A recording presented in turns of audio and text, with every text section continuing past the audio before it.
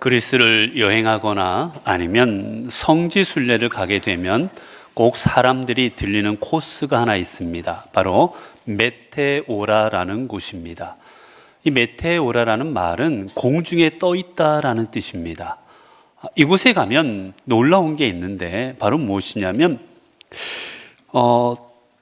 암석 위에 한 300m, 400m 되는 이 암석 위에 그곳에 꼭대기에 수도원들이 지어져 있습니다.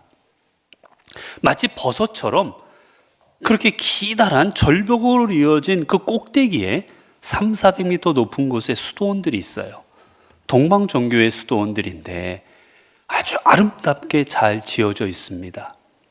그 모습이 얼마나 아름답고 얼마나 가치 있고 얼마나 종교적인지 이곳은 1988년도에 세계문화유산에 등재되기도 했습니다. 그곳에 올라가 보면 정말 대단합니다. 정말 경건함이 온몸으로 느껴지는 분위기예요. 근데 왜 이 높은 곳에 이 수도원을 지었을까? 거기를 올라가기가 얼마나 어려운지 모릅니다. 지금은 길을 내놨지만 예전엔 길이 없었어요. 그곳에 처음 올라간 사람들은 절벽을 기어 올라갔습니다. 철벽을 기어서 건물을 수도원을 짓고자 기자재를 몸에 지고 그 절벽을 기어 올라가서 그 건물들을 지었던 겁니다. 그런 나중에는 그물을 내려서 그물을 끌어올려서 사람과 물자들을 오르락 내리락하게 했습니다. 왜? 그 높은 곳에서 그토록 고생하면서 사람들은 그곳에 그렇게 수도원을 짓고 살아갔을까? 이유는 두 가지입니다. 하나는, 첫 번째는 종교적인 탄압을 피하기 위함이었어요. 이민족들이 침략하게 되자 하나님을 온전히 섬기고 싶은 마음에 그 종교적인 탄압을 피해서 그 꼭대기로 올라간 겁니다. 그리고 또 하나는 무엇이냐? 또 하나는 세상을 등지고 오직 하나님만 바라보기 위함입니다. 정말 그곳에 올라가 보면 다른 생각이 나지 않아요. 그저 하나님만 바라보고자 하는 마음만 생기지 다른 생각이 나지 않습니다. 그래서 오직 하나님만 향하고 싶은 마음이 신실한 사람들이 세상을 등지고 그곳에 올라와서 온전히 하나님 안에서 신앙생활을 이어가고자 그 수도원에 들어왔던 겁니다. 여러분, 전통적으로 우리 기독교 안에는 신앙생활하면서 두 가지의 모습으로 사람들이 신앙생활을 합니다. 하나는 세상을 등지고 오직 하나님만 보고자 하는 사람들이에요. 세상과 관계하기가 싫습니다. 그래서 멀리 사막으로 가버리든지 산속으로 올라가 버리든지 아니면 높은 절벽 위로 올라가 버리든지 세상을 끊고 하나님께 나아가고자 했던 사람들의 부류가 있습니다. 대표적으로 기도원, 수도원들이 그런 데입니다. 반면 또 세상 속에 들어가서 적극적으로 함께하는 사람들도 있었습니다. 사회 구조를 바꾸고 사회 제도를 바꾸고자 하는 마음에 세상 속에 들어가서 정치도 하고 수많은 것들을 함께했던 또 그러한 부류의 기독교인들도 있었습니다. 그런데 우리의 모습은요, 내 신앙이 세상과 어떠한 관계 속에서 이루어지느냐 되느냐, 내가 어떠한 생각을 갖고 있냐에 따라서 우리 신앙의 모습은 전혀 달라집니다. 세상을 등지고 신앙생활하고자 하느냐, 아니면 세상 속에서 세상과 더불어서 하기 원하느냐에 따라 우리 신앙의 모습은 완전히 달라집니다. 우리 신앙이 과연 어떠한 신앙의 모습으로 우리가 신앙생활이 될지, 이 문제에 대해서 대표적으로 우리에게 해답을 주고 있는 두 저서가 있는데, 하나는 바로 성 어거스틴이 지은 두 개의 성이라는 책입니다. 우리에게는 아주 고전적으로 유명한 책인데, 이 책에서 어거스틴은 말합니다. 우리가 살아가는 세상은 두 세상이 있다. 하나는 이 땅의 세상이고 하나는 천상의 세상이 있다라고 말합니다. 쉽게 말하면 이 땅에서는 우리가 하나님의 도성이라고 말하는데, 이 땅의 도성은 우리가 살고 있는 지금 이 순간 이 시대를 말하는 거예요. 우리가 살아가는 대한민국, 우리가 살아가는 이곳 울산시 이 지역을 말하는 겁니다. 그런데 우리는 이 땅에 속한 존재가 아니라 결국은 하나님께로 나아가야 되는 존재, 그래서 하나님의 도성, 하나님을 믿는 성도들이 하나님과 영원토록 통치하는 그 하나님의 도성이 또 있다라고 말을 합니다. 사실 이 책은 언제 쓰여졌느냐? 로마가 멸망당할 때 쓰여진 책이에요. 멸망당한 후에. 많은 기독교인들이 궁금해합니다. 아니, 왜 로마가, 하나님을 섬기는 로마가, 공식적으로 하나님을 섬겼던 로마가 왜 하나님을 섬기지 않는 이방 민족들에 의해 침략을 받고 멸망하는가? 저 하나님을 알지 못하는 무지몽매한 사람들이 왜 하나님을 섬기는 로마를 멸망시켰는가 궁금해했습니다. 그때 오거스틴은 맞아. 우리가 살아갈 세상은 궁극적으로 하나님의 도성이지 이 도성이 아니다라고 말합니다. 그런데 여기서 중요한 말을 합니다. 그러나 이 도성을 무너뜨리는 데에는 우리의 책임이 크다라고 말합니다. 우리가 나아가야 될 건 하나님의 도성이 맞지만 우리는 현재 살아가고 있는 이 땅에서 이 땅의 도성을 온전케 할 책임이 우리 그리스도인들에게 있다라는 겁니다. 이 땅의 도성은 나는 하늘나라로 갈 거니까 무시하고 외면해서 되는 게 아니라는 거예요. 이 땅의 도성도 하나님의 땅으로, 하나님께서 역사하시는 땅으로 만들어갈 책임이 우리에게 있다라고 말합니다. 그래서 로마의 도성이 무너진 건 우리 그리스도인들이 온전하지 못했던 우리의 책임도 크다라고 말을 해요. 사실 요 근래로 들어오면 우리 그리스도인들이 삶에 대해서 아주 잘 설명해 준 게 복음주의 대표적 신학자요 목사인 존 스토트 목사님이 쓰신 책 온전한 그리스도인이라는 책이 있습니다. 이 책을 보면 온전한 그리스도인이란 어떤 사람인가를 5가지로 설명을 해요. 첫 번째는 온전한 인격을 가진 사람입니다. 온전한 인격이라는 건 다른 게 아니라 말과 삶이 다르지 않은 사람입니다. 많은 그리스도인들이 말은 해요. 사랑, 용서, 은혜, 감사, 기쁨. 말은 많이 아는데 삶은 다르다라는 겁니다. 온전한 그리스도인들은 말과 삶이 같다라는 거예요. 그런데 여러분, 그 삶과 말이 같은 온전한 그리스도인, 온전한 인격의 사람이 되려면 제일 중요한 게 뭐냐? 우리가 주권자이신 하나님 앞에 복종하는 거라 말합니다. 내가 감사의 삶을 살아갈 수 있고, 내가 기쁨의 삶을 살아갈 수 있고, 내가 복음의 삶, 은혜의 삶, 내가 십자가의 삶을 살아갈 수 있는, 부활의 삶을 살아갈 수 있는 근본적인 건 어디 있느냐? 내가 하나님 앞에 복종할 때 그럴 수 있다는 거예요. 복종하지 않는 사람은 그런 삶을 못 산다는 겁니다. 두 번째, 온전한 그리스도인은 어떤 사람이냐? 직업과 소명이 있는 사람이란 말합니다. 여러분, 우리에게는 하나님께서 주신 소명의 자리가 있습니다. 우리 이 땅에 살아가는 사람은 누구나 예외 없이 다 소명의 자리가 있어요. 가정에 가면 남편이요 아내요입니다. 아버지요 어머니입니다. 할아버지 할머니입니다. 내 자리가 있는 겁니다. 자녀의 자리가 있습니다. 아들의 자리요 딸의 자리가 있는 거예요. 회사에 나가면 또 내 자리가 있습니다. 학교에 가도 내 자리가 있습니다. 교회에 오면 교회 자리가 있습니다. 그런데 그 자리는 어떤 자리입니까? 하나님께서 하나님의 뜻을 이루라고 내게 주신 소명의 자리라는 겁니다. 이 소명 의식이 있는 사람이 하나님 앞에 온전한 그리스도인이라 말합니다. 그리고 세 번째는 어떤 사람이냐? 바로 책임감, 사회적 책임감 있는 사람이 온전한 그리스도인이라 말합니다. 여러분, 우리는 이 땅을 살아가면서 내 삶의 자리에서 우리는 책임 있는 존재예요. 아버지로서 책임이 있습니다. 남편으로서 책임이 있습니다. 교회에서는 교회의 직분자로서 책임이 있고, 사회에 나가면 사회에서 내 직분에 맞게 내가 위치에 맞는 책임이 있는 거예요. 특별히 우리는 어떤 책임이 있습니까?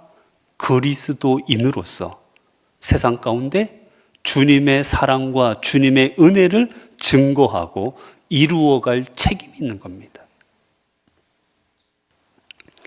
그래서 구원이 우리의 삶 속에서 드러나도 갈 책임 우리에게 있다.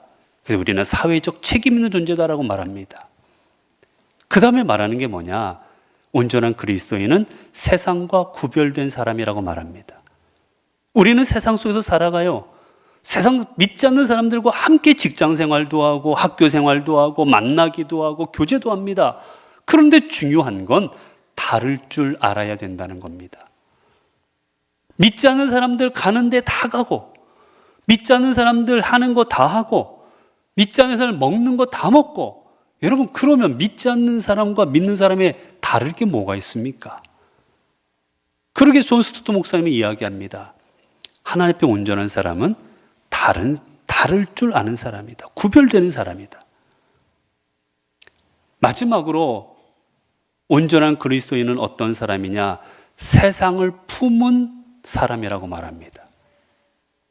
이 땅, 우리에게 주신 내 삶의 자리, 이 땅을 품는 사람이에요. 무엇으로 품습니까? 예수 그리스도로 말미암아 품습니다. 그래서 세상 가운데 주님을 증거하는 겁니다. 내게 주신 삶의 자리에서 예수 그리스도를 증거하는 거예요.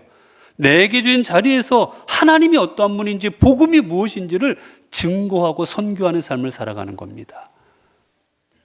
그래서 결국 그 사람을 통해 세상이 변화되게 하는 겁니다. 여러분, 그리스도인이란 세상에 의해서 변화되는 게 아니라 나를 통해 세상을 변화시킬 줄 아는 사람, 그 사람이 그리스도인입니다. 어두운 데 가면 그리스도인으로 말미암아 밝아져야 되는 거예요. 불의가 있는 곳에 그리스도인이 가면 우리로 인하여, 우리 안에 임재하시는 주님으로 인하여 그곳에 의와 정의가 이루어져야 되는 겁니다. 미움과 다툼과 시기와 질투가 있는 곳에 그리스도인이 가면 우리 안에 임재하시는 주님으로 말미암아 그 자리가 사랑과 은혜의 자리로, 기쁨의 자리로, 즐거움의 자리로 변화시키는 것, 그게 우리 그리스도인의 삶인 겁니다. 여러분은 어떤 삶을 살아가고 계십니까? 오늘 본문에 보게 되면 우리가 세상 속에서 어떠한 존재로 살아가야 되는지를 가르쳐 주시는 주님의 말씀입니다. 주님께서 예루살렘에 계실 때 일련의 사람들이 주님 앞에 와서 질문을 합니다. 바리새인과 헤롯 땅 사람들이 와서 질문을 해요. 무엇을 질문하느냐? 선생님이요, 가이사에게 세금을 바치는 것이 옳습니까? 옳지 않습니까? 바칠까요? 바치지 말까요? 라고 질문합니다. 어떻게 보면 이 질문은 평소에 궁금했던, 평소에 알고 싶었던 것을 너무나도 알고 싶은 마음에 주님 앞에 간절하게 묻고 있는 장면처럼 보입니다. 이 앞부분에도 보면 이렇게 되어 있어요. 앞부분에 뭐라 말합니까? 선생님이요, 우리가 아노니 당신은 참되시고 아무도 거리는 일이 없으시니 이는 사람을 외모로 보지 않고 오직 진리로서 하나님의 도를 가르치심이니이다. 예수님에 대해서 아주 극존칭을 하면서 주님 앞에 묻고 있습니다. 아주 예의 바른 것처럼 보여요. 그런데 이 질문의 속은 시커멓습니다. 이 질문은 주님 앞에 정말 알고 싶어 묻는 게 아니라 주님을 함정에 빠뜨리고자 묻는 질문입니다. 이스라엘은 로마의 속국으로, 로마의 지배하에 있었습니다. 그래서 이스라엘 사람들은 어떤 사람들이 있었느냐? 두 부류의 사람들이 있었어요. 한쪽은 저 로마는 하나님을 알지 못하는 야만 이민족이다, 저 로마에 충성하면 안 된다는 사람들이 있었습니다. 이 사람들은 로마에 그래서 세금 바치는 거는 로마에 충성하고 로마를 이롭게 하는 것이니 세금을 내면 안 된다라고 하는 사람들이 있었어요. 대표적인 게 바리새인들입니다. 그리고 한쪽에는 우리가 그래도 로마의 속국이지만 로마에도 우리가 충성하고 로마에 협조해야 된다, 그게 현실적으로 우리가 살아갈 수 있는 길이라고 생각하는 사람들이 있었습니다. 그게 누구냐? 오늘 본문에 나오는 헤롯 땅입니다. 쉽게 말하면 우리나라가 일제시대 때 일제에 협력하면 안 된다고 일제와 끊임없이 싸우면서 정했던 사람들이 있고, 또 한쪽은 어쩔 수 없지 않느냐, 일본에 협조해야 되지 않느냐라고 순응하며 살아갔던 사람들이 있었던 거예요. 그 두 부류의 사람들이 지금 주님 앞에 나와 질문하는 겁니다. 왜요? 주님을 함정에 빠뜨리기 위함이었습니다. 주님께도 만약에라도 세금을 바쳐라 그러면 이스라엘의 반역자가 됩니다. 이스라엘의 배신자가 되는 거예요. 하나님만 섬기게 되는 민족이 로마에 충성하고 섬기라는 배신자가 됩니다. 반대로 로마의 세금을 바치지 말라 하면 로마의 반역자가 됩니다. 로마를 대항하는 사람들이 돼요.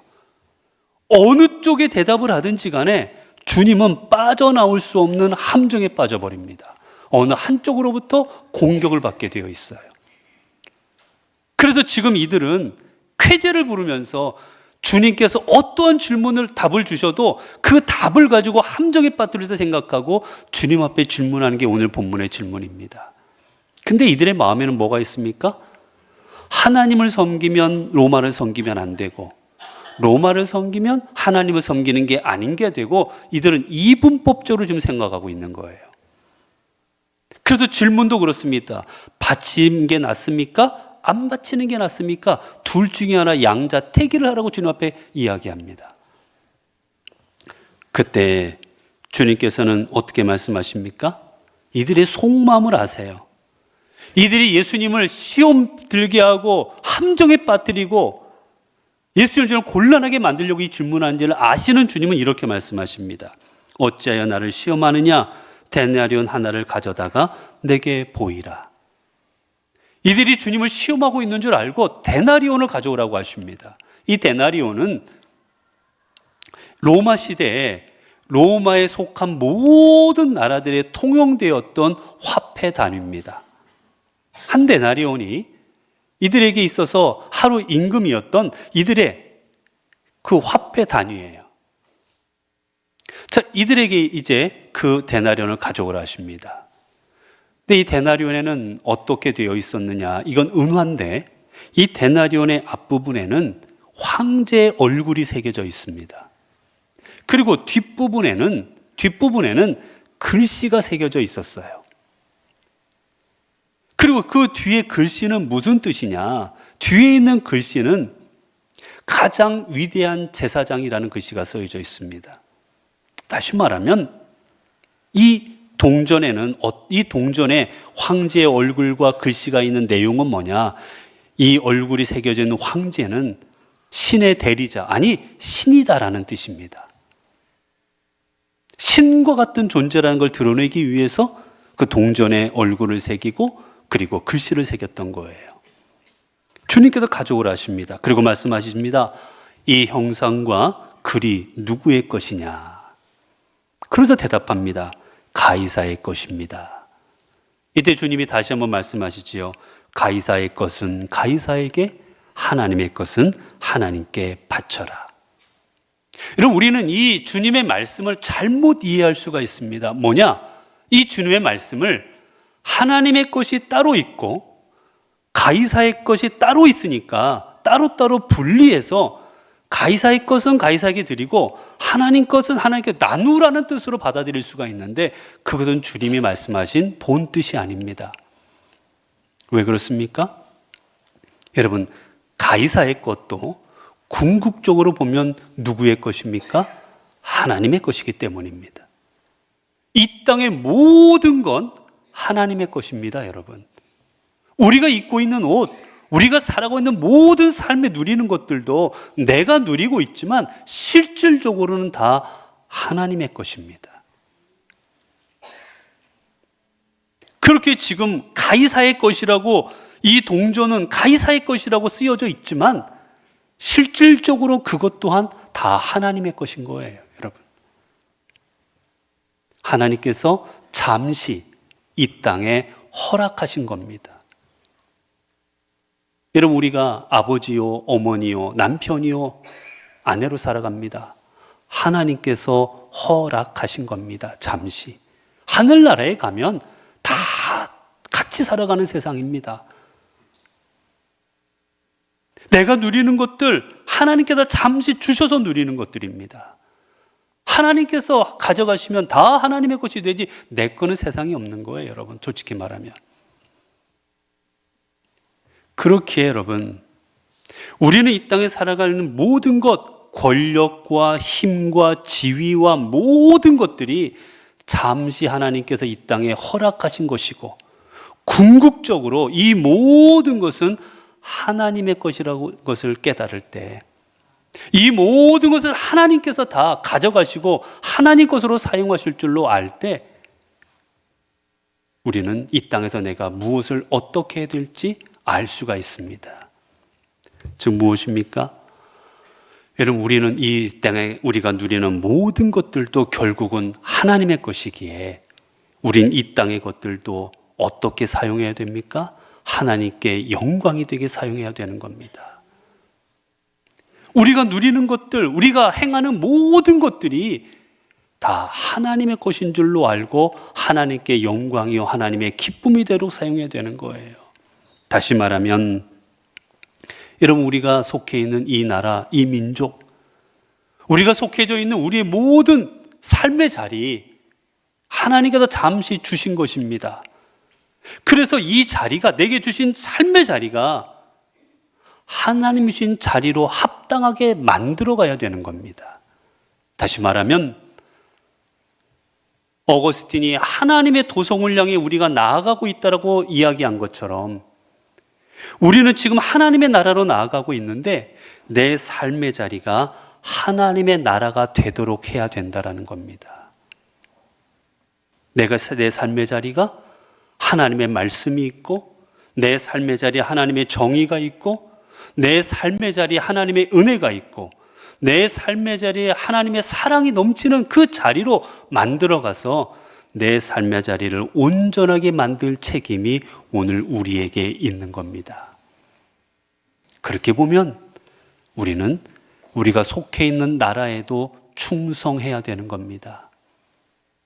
불의한 것을 요구하지 않는다면, 하나님의 뜻에 어긋나는 걸 요구하지 않는다면 우리는 이 나라와 민족을 위해서도 최대한 충성해야 되는 거예요. 그래서 여러분, 그리스도인들은 우리 국민에게 주어진 4대 의무도 온전히 감당할 줄 알아야 됩니다. 납세, 국방, 교육, 근로, 우리가 감당할 일들, 우리는 세상에 속하지 않고 하나님 앞에 속했으니까 필요 없다라는 게 아니라 이 땅 내게 속해 있는 이 자리도 하나님의 나라로 만들어가는 책임이 있기에 이 땅도 온전해질 수 있도록 우리가 해야 될 일들, 감당해야 될 사명들을 온전히 이루어가야 되는 거예요. 성실하게 이루어가야 됩니다. 그래서 사도 바울은 로마서 13장 6절과 7절을 통해 우리 이렇게 말합니다. 너희가 조세를 바치는 것도 이로 말미암음이라. 그들이 하나님의 일꾼이 되어 바로 이 일에 항상 힘쓰느니라.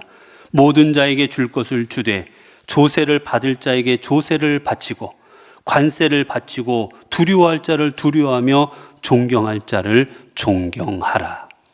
사도 바울은 말해요. 너희는 하나님께 속한 것이니 세금 낼 필요 없고 관세 바칠 필요 없고 이 땅의 관원들을 존경할 필요도 없고 너희들 따로 생활해라. 아닙니다. 이 땅에 하나님 나라를 이루어가기 위해서 이 모든 것도 하나님의 것이니 온전히 섬기라고 말씀하십니다. 세금을 내고 조세를 내고 너희가 해야 될 일들을 온전히 이루어 가라고 말씀하시는 거예요. 여러분, 우리가 살아가는 삶은 우리는 그리스도인이지만 우리는 세상에 속한 것보다 하나님에 속한 존재이지만 그럼에도 불구하고 우리는 세상 속에서 살아가게 되어 있습니다. 우리가 살아가는 세상 속에서 우리들은 어떤 존재가 되어야 됩니까? 빛이 되어야 됩니다. 소금이 되어야 됩니다. 세상은 외면하고 그저 하나님만 섬기겠다고, 그저 오직 하나님만 바라보겠다고 세상을 외면하고 살아가는 그 삶은 결코 하나님께서 원하시는 삶이 아닙니다. 내 삶의 자리를 아름답고 내 삶의 자리를 하나님의 뜻이 이루어지는 자리, 하나님의 역사가 이루어지는 자리로 만들어가는 것, 그게 바로 하나님의 뜻입니다. 그렇기에 우리에게 주어진 의무들도 우리는 온전히 감당할 줄 알아야 됩니다. 유명한 어떤 목사님이 지으신 책을 보게 되면 그 책에 이 목사님께서 사업을 하시다가 출판사를 하나 내게 됩니다. 그래서 한 번은 세무사가 이제 세무조사를 하러 왔어요. 세무조사를 왔을 때 이 목사님이 이제 모든 자료를 놓고 세무사에게 말합니다. 나는 하나님을 믿는 사람입니다. 나는 하나님 앞에 부끄럽지 않도록 지금까지 모든 것을, 세금과 모든 것을 합당하게 처리했습니다. 그런데 혹시라도 내가 모르고 잘못한 것이 있다면 조사를 통해서 알려주십시오. 그러면 그 세금을 다, 혹시라도 못 낸 게 있다면, 내가 모르고 못 낸 게 있다면 다 납부하겠습니다 라고 이야기했다고 합니다. 그러자 그 세무 공무원이 그러더래요. 목사님, 저도 집사입니다. 그런데 제가 세무조사를 하러 가면 거의 대부분 어떻게 하느냐, 저에게 봉투를 줍니다. 눈 감아달라고,